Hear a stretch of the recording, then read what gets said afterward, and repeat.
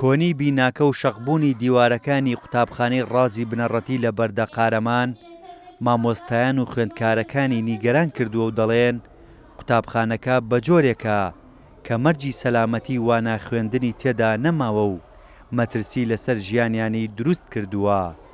ئێمە لە قوتابخانەکەمان زۆر بە ئارامی ناتوانین دەرس بخوێنین چونکە هەموو عەرزەکە ڕۆچووە و دیوارەکان هەمی تەقیون لە پۆلەکانە دەنگ ئەگوازرێتەوەوانە بە پۆلەکانی دیکە. داوا لە حکوومەتی هەرێمی کوردستان دەکەین بە مەکتەبەکەمان بۆ نۆژەم بکاتەوانە. بەڕاستی ئێمە پێویستمان بە هاوکاریەکی خوێرخوازانە ئەوەی کاتێککە مامۆستا دەرزمان بۆ شەرحەکە دەنگەکان تێگەڵم لەگەڵ پۆلەکەی ئەولایە دیوارەکانیش ئەگەری هەیە لە پشوتنی گومەرەزای بڕوخێت. داوا لە حکوومەت دەکەین ئەو دیوارە تەقیوانەمان بۆ چاکەن مەترسی دارە ئەگەری هەیە بەسەرمان نابەر بێتەوە. مامۆستا لەو دی قساکە دەنگی ئەکاتە ئێرە دەرزەکەمان لێ تێکەڵا بێ. بەڕێوبەری خوێندنگەکەش دەڵێت ئەگەرچی چەند جارێک لیژنە هاتۆتە قوتابخانەکە و دەرخستەشی بۆ کراوە بەڵام تا ئێستا دەست نەکراوە بە نۆژەنکردنەوەی.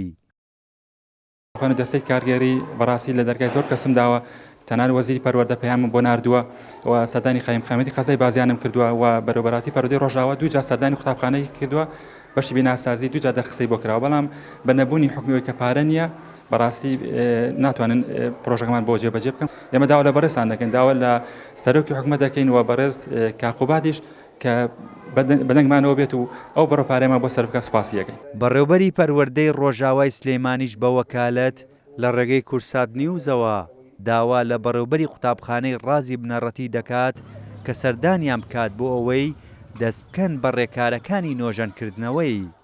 ئەم قوتابخانەی وادارین ئەگەر کەشفی بۆ نەکراوە بێن کەشفی بۆ بکەین ئەگەر کەشفیشی بۆ کراوە بێن بە بدواداچون بکەن ئێمە تاکیدیان دەکەینەوە بۆیان چارەسەر دەکەین. دانمامکە هەر لە بەیان و سەردادمامکە ئێمە پارەیەشیمان لە بەردەستایە پارەی حانوتە بێژگەلەوە چەندین ڕێکخراویش داوای لێ کردوین و چەندین بۆ نمونەی سە مناڵپارێز داوای لێ کردوین چەند قوتابخانەیەکمان بۆ نۆژەن دەکاتەوەی خێنە ئەو بەرنامانەوە. جگە لە قوتابخانەی ڕازی بنەڕەتی لە قەزای بازیان لە ئێستادا چەندین قوتابخانە و خوێندنگەی تر هەن لە سنووری پارێزگای سلەیمانی پێویستیان بە نۆژەنکردنەوە هەیە. پەروەردەی سلەیمانیش لە ئێستادا دەیەوێت لەو بودجەی کە لە بەردەستیایەتی و بە هاوکاری چەند ڕێکخراوێک دەست بکەن بە نۆژەنکردنەوەیان. هێمن کەمال، کورسات نیوز، سلەیمانی.